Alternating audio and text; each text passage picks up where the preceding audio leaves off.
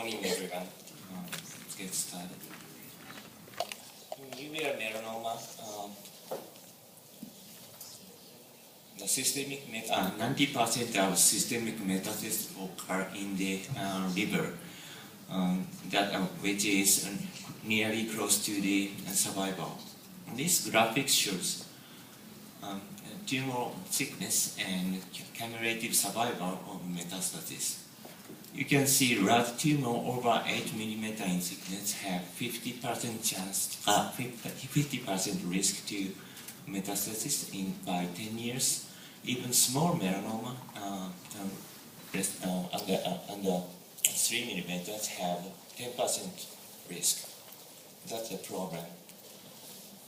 The classic risk factors include basal diameter, apical thickness, extraocular extension, epithelioid histology, and mitotic rate. This graphic shows theoretical micrometastasis can occur at primary 3 by 3 by 1.5 millimeters in size. Diagnosed primary tumor diagnosed at B, it's a time 2 years later at time C. Metastatic disease is diagnosed. When tumor doubling time is applied to this graphic, we can see the primary metastatic tumor starts at 3 years prior to the primary tumor diagnosis. The time at tumor size would be 3 by 3 by 1.5 millimeters. We can't we are unable to diagnose such small tumors. How can we save patient lives? 4 factors. Completing treatment for primary tumor, maybe we done. Early detection of primary tumor and metastasis, usually difficult. And estimating patient risk, we have good idea. Developing treatment for metastasis, much improved, but usually difficult. Current uveal melanoma prognostication includes genetic testing, including chromosomal analysis and gene expression profiling. Chromosomal analysis is DNA-based analysis, and key abnormality is monosomy 3 and gain of chromosome 8q. Dr. D'Amato reviewed monosomy 3 in conjunction with chromosome 8q gain is extremely vast disease, and monosomy 3 on itself is bad disease and otherwise doing great. Gene expression profiling is RNA-based analysis. Key gene key is class 2 and PRAME.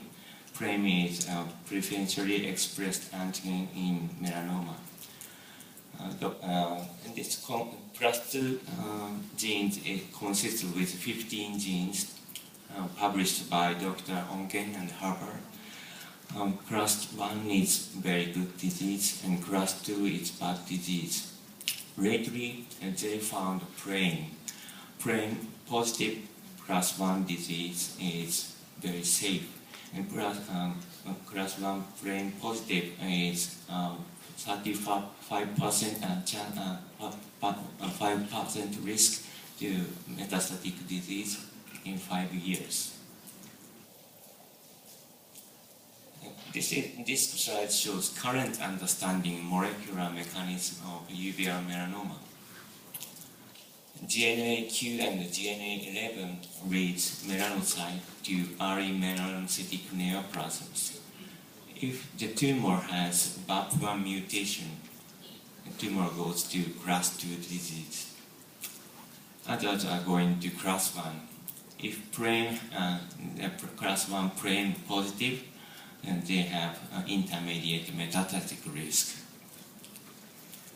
So I want to show you my ongoing study in my hospital, but the patient sample is very small, and age is 68 and follow-up 60 years.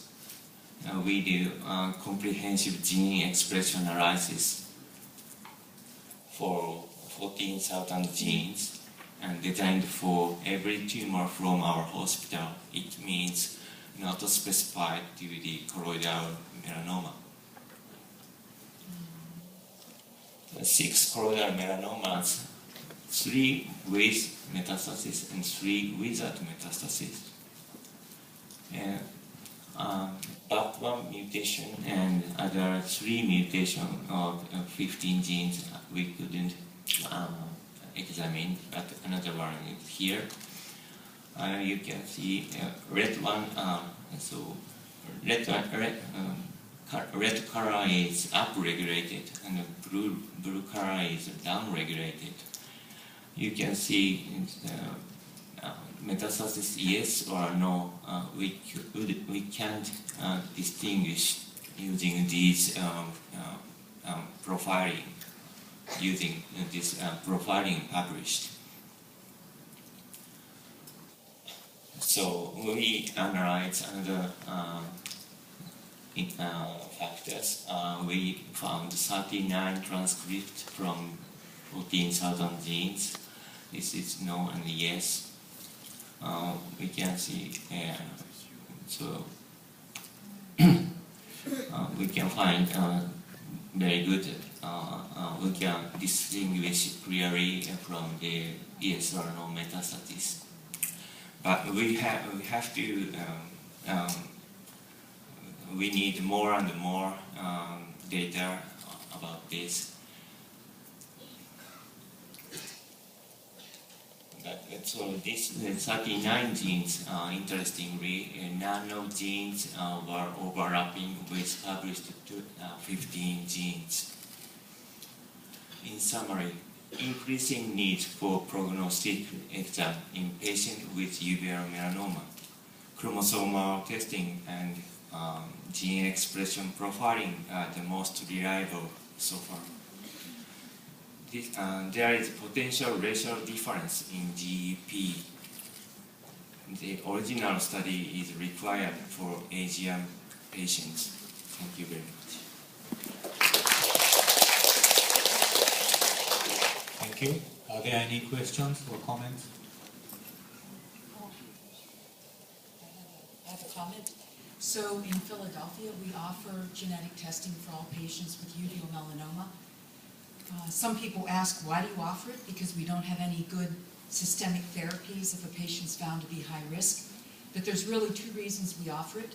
Number 1, to detect high-risk patients and then enter them on systemic protocols, and I'll be speaking upon that later this morning. The second reason we do it is to identify the low-risk patients, because that provides them peace of mind. They know that they're at very low risk for metastasis. So I do think genetic testing has come of age, and of the patients in our practice that we offer testing, about 75% of them to 80% of them want to know their genetic profile. And once we have it, we have them sit with a genetic counselor and they explain to them their risks, whether it's high or low. And I do think this is the next step ahead.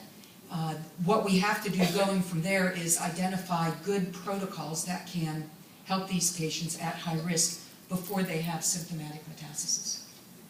Thank you for your work. I would like to hear the comments from the Asian perspective and also from the white population. I think our Asian population tends to have less metastasis than the white population. I mean, I'm only in this business for only 5 years, but what's your experience? As my experience, the ratio is almost same as Western countries. I have a question to Dr. Shields. How about the efficacy of Gvolimab? Do you have any? Opdivo is a commercial name. Nivolumab, Nivoma? Nivo. So we generally don't treat, there's a class of suspicious nevi. No, not Niva. I'm sorry. Okay, then let me ask you later. Okay. I'm sorry. Okay. Okay, so it's my real